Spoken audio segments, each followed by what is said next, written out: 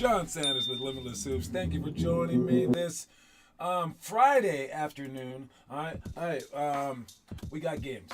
We got a whole bunch of games because a whole bunch of teams backed out. So when they can't do it, we'll do it. Eventually, this program will just be ours against ourselves, and everyone's like guaranteed to be doing it. But for right now, it's whatever. We have to depend on some other people. But we're getting to the point where we don't. So as we grow, we're going to be more options for you guys. So that's the really, really cool part. What up, Jace? If you're here, check it in the comment section so that I know that you're here. If you have any history of our program, it used to be the most interesting thing on our website was our attendance. But then I just started adding extra things, and it became like an insane amount of things on our website. So if you look at our website, we got a whole bunch of things. All right? We got our league, got our tournaments, join the team, contact us. But then these are the things for you guys.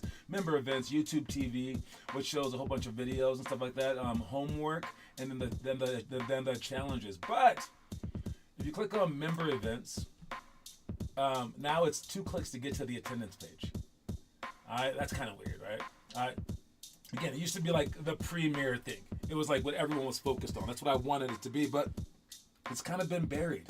All right. With that said, I will soon be adding some additional features, or mainly just one for you guys. One additional feature for you guys that measures your chances of making it to 2,000 events.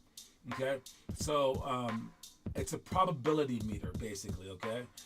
Yeah, we have the birthdays, we have the all-time, we have this year, and then we have everyone's score. But I'm going to add right in the middle of all this a probability thing. And I already have the probabilities kind of figured out.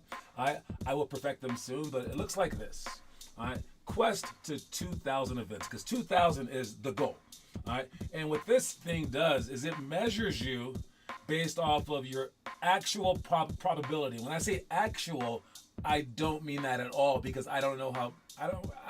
I took a stats class, but I don't really know probabilities like that. But I made it look pretty good. And basically, it was like, all right, how many events have you shown up to total?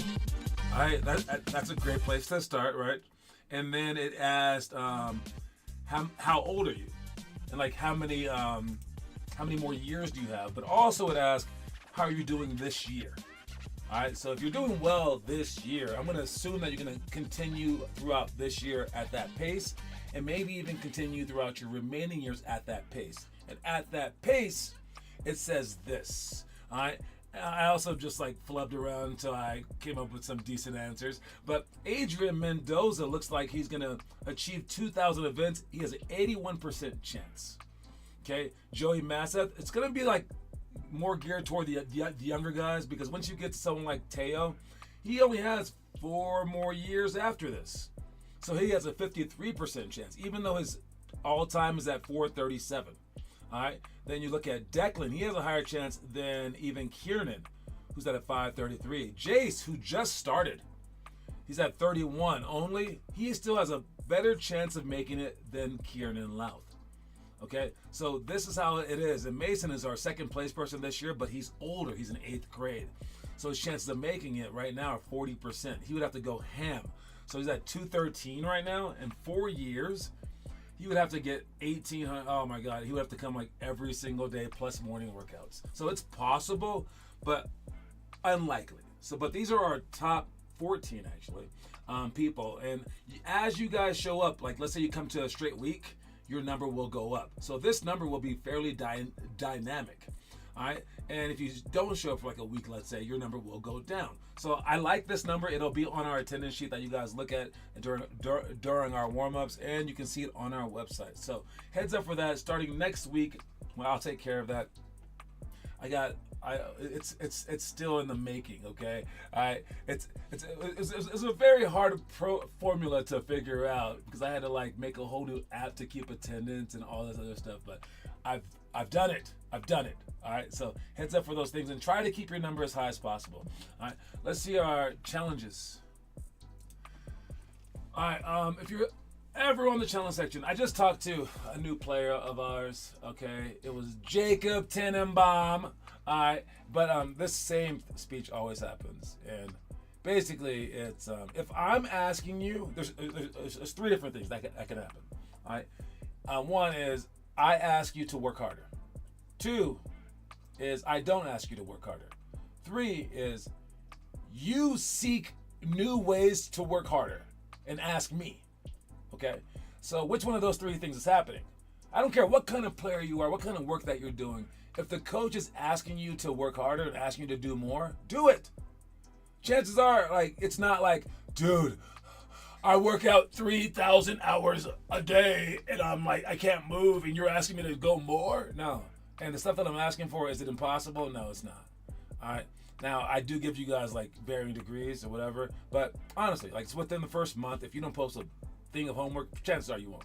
All right. The only one who's ever proving me wrong in that is Mello.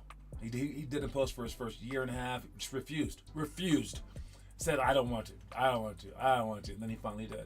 All right, Joey refused to even join the program for a long time, but now he's one of our. He's high on that list. All right, so yeah, don't have me ask you. You should be saying what more to do. And if you're wondering what more to do, that's on our challenge page. To get through this stuff in 12 years or 6 years, some of you guys, maybe 3 years for some of you guys, it's highly unlikely, but you can try. All right, try to do every single challenge, and what you can do is you can look on the Endeavor section or whatever and go by the month and say, oh, it's the 5th month. That's 5 drills right there. All right, you do like the 5 skills. Sorry about that. Or you can do like the homework. All right, you can do all these things, and you should be like plugging them in, showing us that you did it. Don't just do it in secret, because if you were trying to, like, let's say, quit smoking, if you didn't tell anyone, chances are you're gonna keep smoking. I mean, seriously, you might be a strong person like that, but if you tell everyone, oh, your chances of quitting smoking just went like up through the roof. All right, so tell people what you're doing, and if you're a first or second grader, make sure that you're doing this stuff right here. All right. Continue with day 2 of our 2-minute 2-ball dribbling challenge. You don't need the book if you watch this show. All right. This is what I tell you, but this stuff is in there every single day. Second graders, continue with day 2 of the homework assignment. Perform our triple cross repeat dribble, 1, 2, or 5 minutes. That's what you guys are doing. For third grade, we got watch all the plays listed on our site to further familiarize yourself with various sets and strategies. 4th graders continue with day 2 of the homework assignment, which is the chub across repeat as well. 5th grade for today, attempt each trick shot, each skill shot at least once. See our site for details. 6th grade, take on day 27 of our 4-week weekly improvement challenge. All right, that's for you 6th graders out there. 7th grade, what you're supposed to be doing is continue with your 10-month Chastain challenge. After choosing 5 new items, focus on these. Keep fighting. 8th graders for today, do the fast class drills. These are a group of drills. There's like six different ones with different color backgrounds. Fast class is, I believe, yellow. I think green is ball handling. Red is mastery. Purple is shot shop. Do I remember them all? Orange is the 15-minute drill. And whatever other color the rainbow that I'm missing. I got close. All right, but that's what you guys are doing. Fast class. All right, you 9th graders. Everything's listed on the challenge page. That was 8th graders. 9th graders, you're on day 6, week 4 of 5 perfect weeks. Run 4 miles, jump rope for 12 minutes, 18 or 9 divine drill, and 100 seconds each for the 8-ball dribbling drills. 10th grade, continue with day 2 of the fast class. You're doing fast class as well. Nice. All right. 11th grade, take on day 33 of 100 of the Priya Brajavania challenge. Lana's moves, Kobe post moves, elbow sweeps, and double bounce series, and all the rest of those. 12th graders, you'll take it on day 27 of our 4-week trick shot and skill shot challenge as well. All right, so that's what everyone's doing. Let's check out the trivia question for the day. If you don't notice, the order for all these things switches, because I like to keep you guys on your toes, okay? All right, but yes, the trivia question today. Who do we have leading? I think it's a tie between Jace and Roni. All right. How does the Roni song go? Roni, my Sharona? I forgot what the Roni song is called, but no. All right, Roni and Jace are leading the way. All right, whoever gets the most by the end of the month wins a $50 coin. Good luck. Jace was last month's winner. Let's see what the question of today is. Who led the Duke Blue Devils to the first 2 national titles in school history? Pretty straightforward question. Who led the Duke Blue Devils to their first 2 national titles? I actually didn't know that these were their first 2. I thought this team had been winning forever, but apparently not. They're one of the most storied franchises. I can't say franchise. Storied colleges in all of the NCAA. Not like UCLA or anything like that, but they're up there with Coach K. But their first 2, they were led by this player, and a few players went on to the NBA, which is funny. No, that would be Coach K. Now we're looking for a player who led. Yes, I see what you're trying to spell, and if you spell that correctly, it's right. There you go. Leitner. We gotta give it to Leitner. Leitner and Hurley? I mean, Grant Hill was on that team. You're going to give it to Bobby Hurley as the second person? But no, Christian Leitner is the answer. Carwins get it right. I don't know which Carwin it is. I'm going to put it as, I picked the older one no matter what. So we're going with Nate Carwin with the right answer. And so let me update that real quick right here. That is Nate's first one. Nate Carwin, and he's now at 1 point. Great job. So it's a 3-way tie now.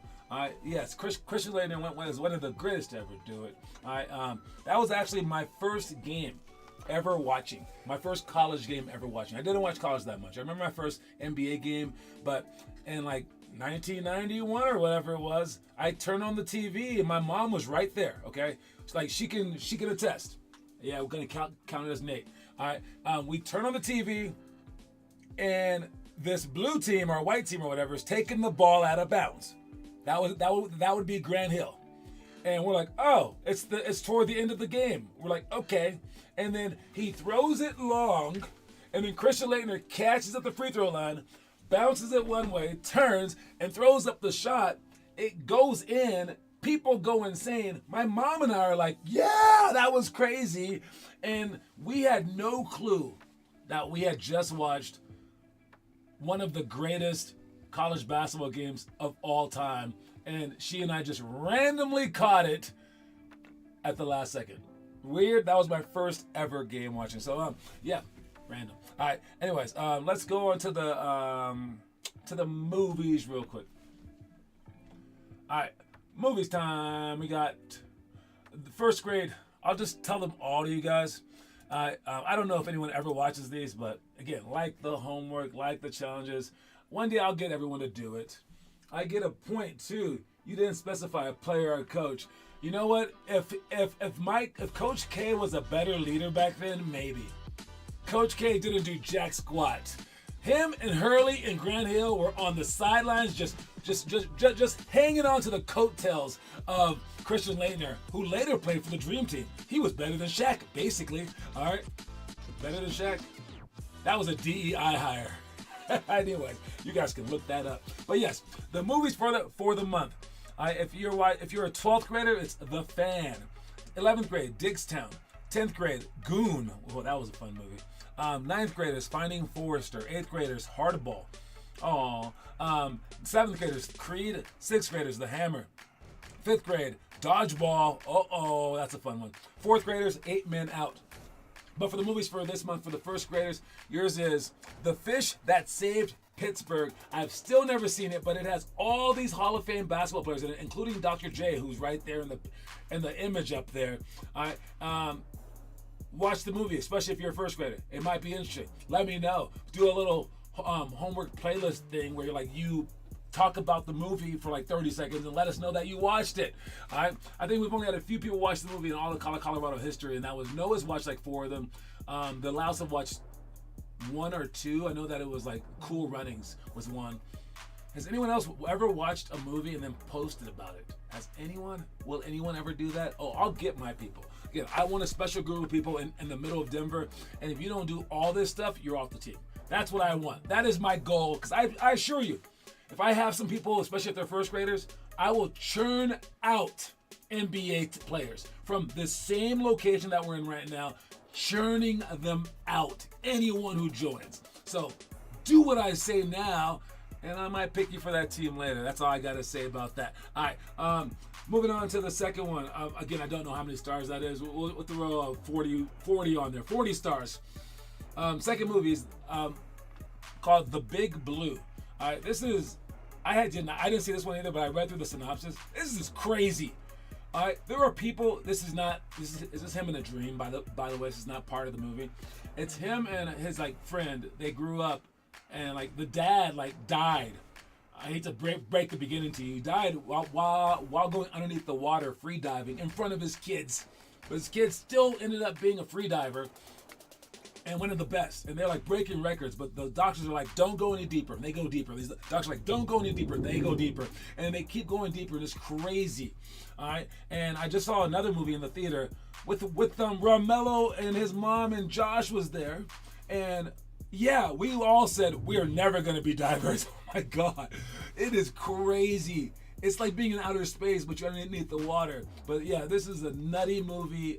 Second graders, watch at your own risk. I might switch this one to older because it's kind of serious. But you second graders, if you watch this movie, you get to see what the crazy depths, literally, at which people go for their chosen career paths. It's nuts. All right. 39 stars. I don't know. We got the third grade movie is The Express. It's the Ernie Davis story. I did see this one. All right. There's so many movies like this, but his journey deserved to be told. He's one of the greatest college and pros, but mainly college running backs of all time. Ernie Davis. It's a really cool story. You get to see how hardcore he was. All right, I'm gonna give that movie 43 stars. Watch the Ernie Davis The Express if you're a third grader. Again, these movies are fun. They should inspire you, even when you're not inspired, to keep going. So if you've ever felt down, I don't feel like going to practice today, you don't watch enough movies. All right, workouts that we're doing today. Homework. This is for Monday. Do it this weekend. Twist passes, no look passes, one-on-one defense only. Closeouts to slides, mid-post series of post progression, all that stuff can be seen on our website. Click it, do it at least for 5 minutes before you come to practice. Stuff that we're doing today. Hold your follow through or push-ups. You shoot the shot and you hold your follow through. Both hands up, both tippy toes up, so you can get the perfect shooting form, and you can't let it go until the ball hits the rim, the net, or the floor. 1 minute shots, 8 or 14 a run, kind of the opposite. We're going to shoot as quickly as we can, and you want to shoot at least 14 shots in a minute from the elbow, sprinting. And if you make 8, great. If you don't make 8, that's okay, as long as you shoot 14, because if you don't make 14, you got to run 2 sprints for each one underneath 14. If you don't make 8, you have to run 1 sprint. So the shots count more than the makes. Diagonal pro hop, that's going on a fast break and just switching directions very violently, straightforward, but up above them with the pro hop. You're going to go in a diagonal fashion, then you're going to finish back toward them with the same twist that we did yesterday during our practices, where we were finishing at the basket. All right, and then direct Euro step is just when someone's waiting in front of you, you bounce the ball, fake one way, fake the other way, go around them, and then pick and roll, drive the shot as if they don't show, but there is help. And then hurdle reverse layups is with the hurdles. We go over them for reverse layups to make sure that our footwork's correct. Let's take a little sneak peek at each one of those.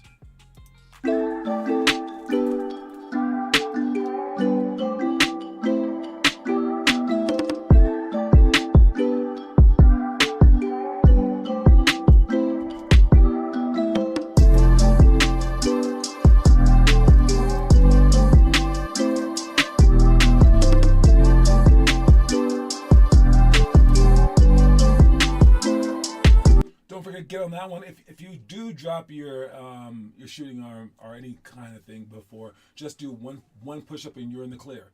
But if you don't notice that, the coach will make you run a sprint. And the next person that messes up is 2 sprints, so on and so forth. Watch the next one.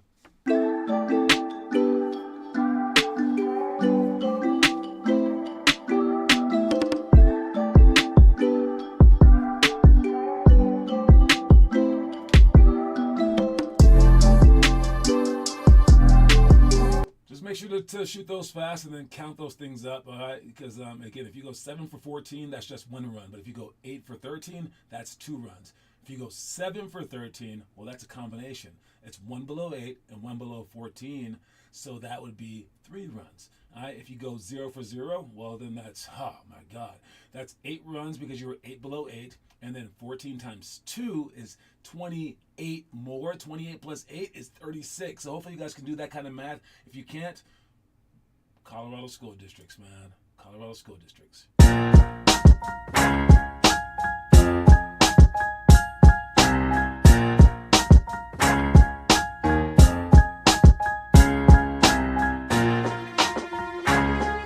Yeah, none of those are really right because they're way too close to the basket. When you jump, you want to be landing further from the basket so that you can lean forward for your shot. But that was the basic gist.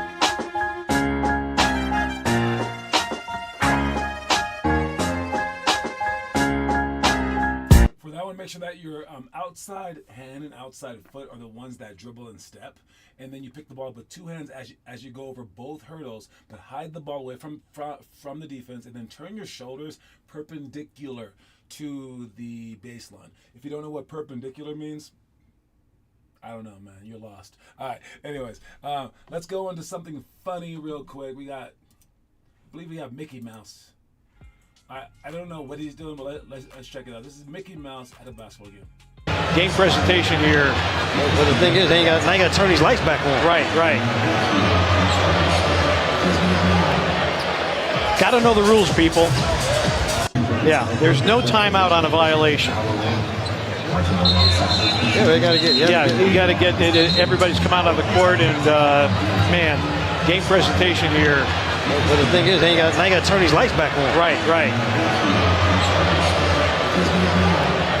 Okay, so apparently Mickey, he wanted to play some basketball. They came out a little too early. This just reminds me of we're gonna start our halftime shows soon, and I have a parent that says that they want to do the halftime shows.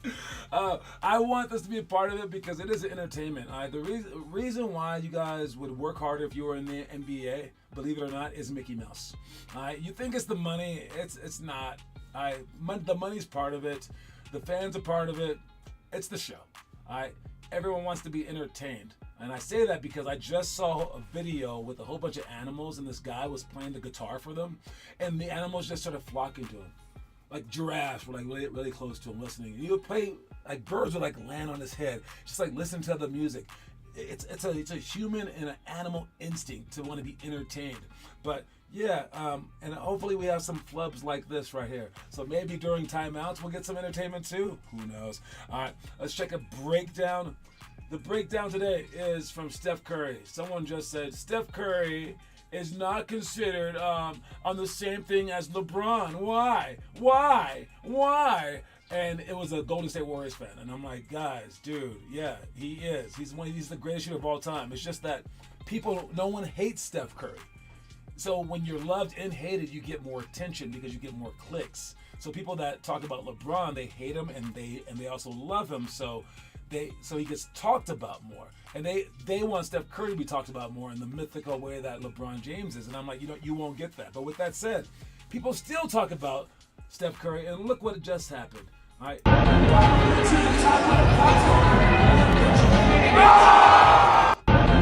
right, now when you look at this, Steph is shooting it from a really, really deep, and it curves, drills it.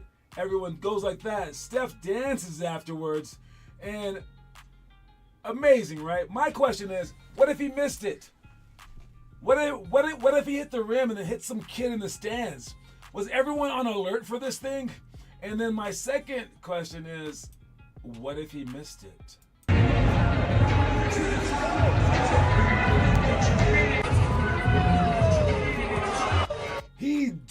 just miss it. Steph missed the shot, and no one noticed because it was from so far away. I mean, it's still a pretty accurate shot, though. So, I mean, again, if you want Steph Curry to get as much attention as LeBron James, imagine LeBron James doing this. They would have said, why is he showing off? They would have said, what if he hurt someone? They would have said, oh, why is he dancing afterwards? It wasn't that cool. Other people would have been like, he's the greatest person of all time, right? You get it from both sides. But then if it came out that he actually missed it, oh, they would go to town on him, right? But what do people do now for Steph Curry? They let it slide and just laugh it off. You don't want to be on LeBron's level, all right? You don't want to be on like a level of scrutiny where it's just like every single thing that you do, like Michael Jordan was, where like if he gambled too much, they were on him. All right, it's a tough level to be on. You guys think that you have pressure? Imagine that. So I think Steph Curry and somewhat Jokic are lucky that LeBron James exists. All right, but that was a miss. All right, let's go to the story of the day. Watch it. Studying yourself through game film is oftentimes the reality check and perspective we need. Pause and slow-mo crucial moments to increase your odds of improving those facets of your game. Find 2 or 3 bad things per game to work on, and find 2 or 3 good things per game to maintain your confidence.